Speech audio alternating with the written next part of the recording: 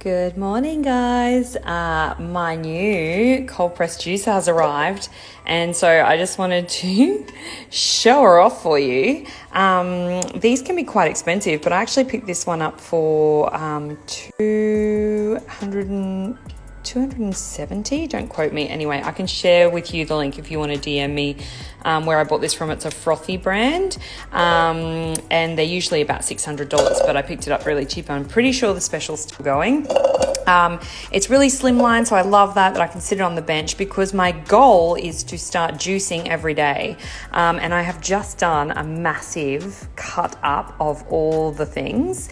So this is all the fruit and veggies that I'm going to put into my juices. So I've got lemon, cucumber down there, beetroot, celery, apples, some ginger in here. And I've also cut up some root vegetables for a curry that I'm going to make, and some veggies for the kids' dinner as well, because while you're cutting, you may as well do everything, right?